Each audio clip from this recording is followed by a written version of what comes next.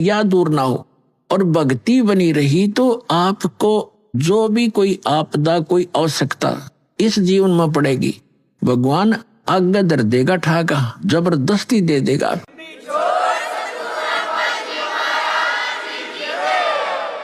अब परमात्मा कहते हैं, कल्पे कारण कौन है कर सेवा निकाम। सेवा माने पूजा, के निष्काम भाव से भक्ति कर और मन इच्छा फल देऊंगा जब पड़े मेरे तक काम।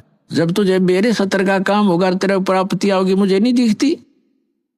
जैसे परमात्मा के हमने एक भूमिका करके दिखाई है, जुलाहे का काम करके झोपड़ी में रह करके, और दुष्ट लोगों ने झूठी अफवाह फैला दी, झूठे पत्र लिख दिए थे कि कबीर साहब भंडारा करेंगे। 18 लाख व्यक्ति आगे भंडारा खाने के लिए, और साथ में ये भी लिख दिया पर्चियों पर, चिट्ठियों पर कि प्रत्येक भोजन के बाद सबको एक दोहर देगा। बहुत अच्छा कंबल होता था, कंबल टाइप दोहर, कंबल नहीं होते थे बल्कि दोहर ही ज्यादा प्रचलित थी उसमें, बहुत सुंदर महंगी। और एक असरपी, एक सोने की मोहर, आज तो 30,000 का होता है 10 ग्राम सोना, वो एक मोहर इतनी होती है 10 ग्राम की, कि वो दक्षिणा देगा। इस लालच में सारे तो आगे पृथ्वी के जितने साधु संत थे, नकली असली, और परमात्मा एक झोपड़ी में बैठे, शाम का भोजन है तो सुबह का अन्न नहीं होता, ऐसी स्थिति में 18 लाख व्यक्ति आगे। तो कहते हैं एक लीला की दाता ने वो स्वयं ही हमारे को दृढ़ता लाने के लिए कि तुम भक्ति करना चाहो तो मैं बताऊं ऐसे करते रहो, और तुम्हारे ऊपर कोई भी ऐसी कोई दिक्कत आएगी किसी भी सतर की तो मैं आगे खड़ा पाऊंगा। तो यहाँ परमात्मा ने दूसरा रूप बनाया कि 100 बंजारे का, और सतलोक में गए भगवान, वहां से 9 लाख बैलों के ऊपर, पहले बैलों के ऊपर ही ट्रांसपोर्टेशन होता था, ट्रांसपोर्ट का काम, गाड़ियां भी नहीं थी, जंगलों में से चलना होता था, बैलों के ऊपर जैसे गधे का बोरा होता है डाला करते थे। तो उसमें कोई खांड भर ले जाता है, कोई बाजरा, कोई ज्वार, एक मंडी से दूसरी मंडी में ले जाते थे। तो ट्रांसपोर्ट का काम बैलों से होता था, उनको बंजारे बोलते थे, बिजनेसमैन, बनज करने वाले बंजारे। तो बंजारे का रूप बनाकर भगवान सतलोक में गए, सचखंड से 9 लाख बैल, और उनके ऊपर बड़े बड़ा पका पका जलेबी, कचौड़ी, पकौड़ी, दही, बड़े, सारा कुछ, जलेबी, हलवे, खीर, माठ भर भर दे भगवान। और वहां चौप काशी के बाजार में लगा कर टेंट, उनमें सारे कर दिए खाली, पाड़ की पाड़ में तो ढेर के ढेर पूरियों का, जलेबियों का, लाडुओं का, बहुत महंगा पड़ा हुआ, और भंडारा शुरू कर दिया। और आप बैठे झोपड़ी में दूसरा रोल कर रहे। तो ये हमें उदाहरण दिया था कि कल्पे कारण कौन है कर सेवा निकाम, मन इच्छा फल देऊंगा जब पड़े मेरे से काम। तो हम अगर सच्ची साधना, सच्चे मन से भगवान की भक्ति करेंगे और मर्यादा में रहते हुए, हमने घनी चीज आवश्यकता नहीं, एक तो आवश्यकता हम खत्म करेंगे, जैसे हम भक्ति करेंगे तो भगवान हमारी आपदाओं को टालेगा। दूसरी बात यह है कि हम विवाह शादी में जो खर्च करते हैं बंद करना पड़ेगा, और ना ही ज्यादा संग्रह करने की नीति बनाओ, क्योंकि हमने सफर भी तय करना, सतलोक जाने वाले मार्ग पर हम चल पड़े।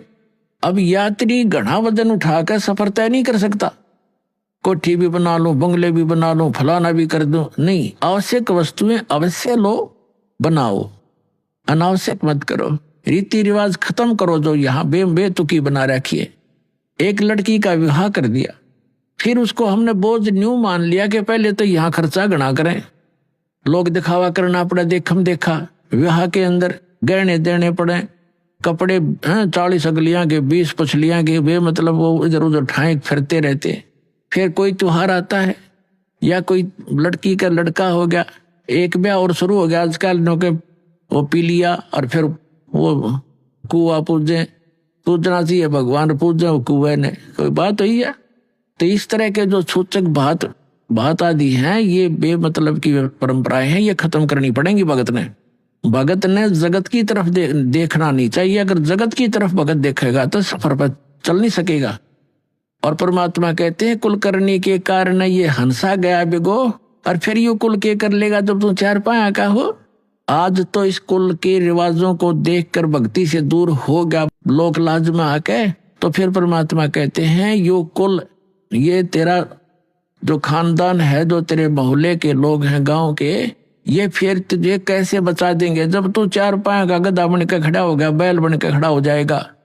तो यहाँ परमात्मा कहते हैं कुल करनी के कारण, कुल की परंपराओं के कारण हंसा गया बिगो, ये भक्त डगमग हो गया और छोड़ गया मार्ग को, तो तब कुल यू के कर लेगा जब तू चार पाया का हो।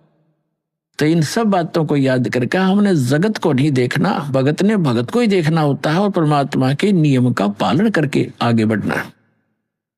अब क्या बताते हैं, तोजक बहिष्ठ सभी तय देखे राजपाट के रसिया, और तीन लोक से भी तरपत नाही यो मन भोगी खसिया। अब इस मन की ऐसी गंदी वृत्ति है।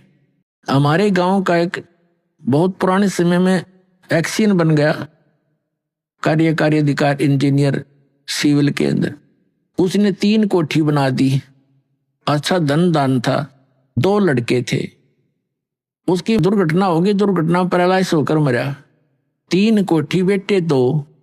अब उस एक कोठी का ऊपर उन बेटियां का झगड़ा हो गया, एक तो उनकी थी, एक पर हो गया, एक ने उसका गोली मार दी,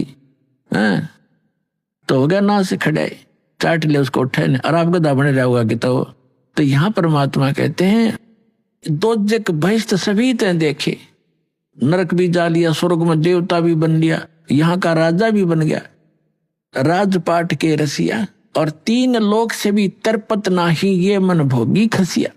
कोई एक सरपंच बन जाता है गांव का तो उसकी नीयत ये रहती है कि चेयरमैन बनूं जब बात बने। अब चेयरमैन बन जाता है तो उसकी नीयत ये है कि अगली बार में एमएलए की टिकट मिले। एमएलए बनने के बाद भी संतुष्टि नहीं होती, ये बट नेचुरल है, वो जो चाहे को मिनिस्टर पोस्ट मिले, मंत्री पद मिले, जब कि मैं जी आवे। मंत्री बनने के बाद भी संतुष्टि नहीं है कि फिर भी प्राचीन हूं और मुख्यमंत्री बनूं तो बात बने। मुख्यमंत्री बनने के बाद फिर तगड़मबाजी शुरू होती है, प्रधानमंत्री बनूं जब जय जयकार हो। प्रधानमंत्री का नंबर आवे इतने भाई की टिकट कट जा, फिर गधा अपने पावेगी तो कुमार के बोरे तले। तो परमात्मा कहते हैं ये ज्ञान समझ में आओगा सतगुरु की शरणों में। जैसे परमात्मा बार बार हमें कितने भाव से समझाते हैं, हमारे को कितने प्रकार से समझाते हैं। मन ने की कर ले 2 दिन का मेहमान, मन ने की कर ले 2 दिन का मेहमान। फिर क्या बताते हैं, आखिर तुझको कौन कहेगा गुरु बिन आत्म ज्ञान, मन ने की कर ले 2 दिन का मेहमान। क्या कहते हैं कि ठीक है, तो मनुष्य जीवन में कहीं भी जाएगा, रिश्तेदारी में जाएगा, कोई बड़े छोटे अच्छे नेक व्यक्ति से मिलेगा, आपको वो संसारिक जीवन की तो ट्रेनिंग दे सकते हैं, धन जोड़न की भी दे सकते हैं, लेकिन गुरु के बिना तुझे आत्म ज्ञान नहीं मिलेगा। तो क्या बताते हैं, आखिर तुझको कौन कहेगा गुरु बिना आत्म ज्ञान। कि आत्म ज्ञान और परमात्म ज्ञान ये 2 ज्ञान होते हैं। आत्म ज्ञान तो ये है कि हम कौन हैं, कहां से आए हैं, हमारा उद्देश्य क्या है, ये मृत्यु और जन्म हो रहा है। और परमात्म ज्ञान वो है जो परम पिता कौन है, जिसकी साधना से पूर्ण मोक्ष हो, वो कौन है, तो वो बताया जा रहा है। तो यहाँ क्या बताते हैं कि 3 लोक से तरपत नाही ये मन भोगी खसिया। इस मन की इतनी गंदी वृत्ति है, इसकी कोई संतुष्टि नहीं, इस ज्ञान से संतुष्टि होगी। कहते हैं सतगुरु मिले तो इच्छा मिटे, पद मिल पद समाना, और चल हंसा उस लोक पठाऊं जो आज अमर स्थान।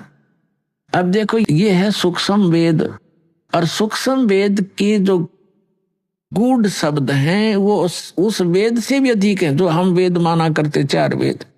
इसमें क्या लिखा है कि सतगुरु मिले तो इच्छा मिटे। सतगुरु मिलेंगे तो सब ऐसा ज्ञान सुनाएंगे यहाँ की सब इच्छाएं समाप्त हो जाएंगी। और पद मिल पद समाना, पद के 2 अर्थ हैं यहाँ पर, पद मिल पद समाना। पद माने पद्धति, भक्ति की विधि सही मिलेगी तो उस पद मिल पद समाना, कौन से पद को प्राप्त करेंगे? गीता अध्याय नंबर 15 के श्लोक नंबर 4 में वर्णित है कि तत्वदर्शी संत की प्राप्ति के पश्चात तत्व ज्ञान के आधार से जानकर उसके पश्चात परमेश्वर के उस परम पद की खोज करनी चाहिए। जहां जाने के बाद साधक फिर लौटकर कभी संसार में नहीं आता। अब यहां परमात्मा का सूक्ष्म वेद में वही बता रहे हैं, गरीबदास साहिब जी बता रहे हैं कि सतगुरु मिले तो इच्छा मिटे, पद मिल पदे समाना। पद, पद माने पद्धति, सही श्रेष्ठ भक्ति विधि मिलने से उस पद में समावांगे, वहां पहुंच जाएंगे जहां जाने के बाद साधक लौटकर फिर नहीं आते। पद मिल पदे समाना और चल हंसा उस लोक पठाऊं। हे प्यारी आत्मा, चल तुझे वहां भेज दूं जो आदि अमर अस्थाना। आदि अमर यानी जो शाश्वत स्थान है। गीता अध्याय नंबर 18 के श्लोक नंबर 62 में कहा कि अर्जुन, तू सर्व भाव से उस परमेश्वर की शरण में जा, उसकी कृपा से तू परम शांति को और सनातन परम धाम को, शाश्वत स्थान को प्राप्त होगा। तो यहाँ वही बता रहे हैं कि हम जो विधि बता रहे इससे वो मिलेगा तुम्हें। और गीता ज्ञानदाता ने तो बता दिया है कि वो तत्वदर्शी संत बताएंगे। तो वो तत्वदर्शी संत वर्तमान में ये दास भेज रखे उस परम पिता ने आप पुण्यात्माओं के लिए। ये सत्कर मान लेना।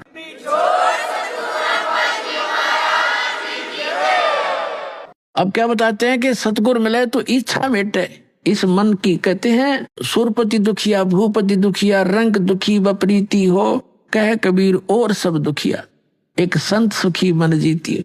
अब संत मन जीती बना रहा है दास आपको। ये इच्छाएं हटेंगी, मन की वृत्ति चेंज होगी। सतगुर मिले तो इच्छा मिटे, पद मिल पदे समाना और चल हंसा उस लोक पठाऊं जो शाश्वत स्थान, आदि अमर स्थाना। आदि यानी पहले का, सदा से ही है वो, और अमर शाश्वत स्थान है।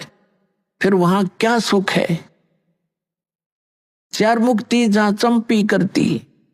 अब जैसे यहाँ की जो मुक्तियां हैं, चार मुक्तियां हैं, ये चारों की चारों प्राप्त प्राणी भी वापस जन्म मृत्यु में रहता है। वो सदा वो सुख उनको नहीं प्राप्त रहता, और वहां जाने के बाद सदा सुख रहेगा सतलोक में जाने के बाद।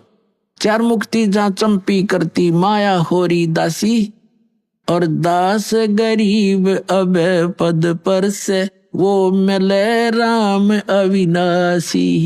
गीता अध्याय नंबर 15 के श्लोक नंबर 17 में जो कहा है, उत्तम पुरुषत्व ने परमात्मा उदारता है, ये लोग तरम अविश्य विवर्ती अब ईश्वर है।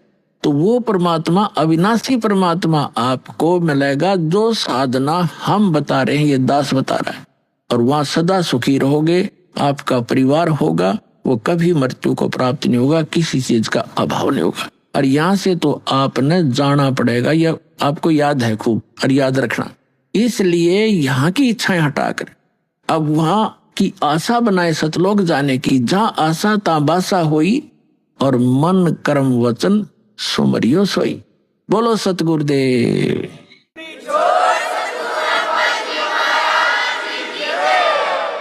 परम पिता परमात्मा पूर्ण ब्रह्म सारी सृष्टि के रचनहार कबीर परमेश्वर जी हम सभी आत्माओं के जनक हैं। ये हमारे हमदर्द हैं, हमारे पिता हैं। अध्यात्म मार्ग से हम अपरिचित होने के कारण अपने पिता को हम पहचान नहीं पाते, जिसके परिणाम स्वरूप हम साधना करते करते भी इस काल के जाल से हम नहीं निकल पाते। ये काल का एक भयंकर जाल है। इस जाल से निकले बिना हमें सुख नहीं हो सकता, हमारी जन्म मृत्यु समाप्त नहीं हो सकती। और अभी तक जो भी हमें अध्यात्म ज्ञान मिला था वो यूजलेस था, बेसलेस था, निराधार था, झूठा था। जितने भी संत, ऋषि, महर्षि,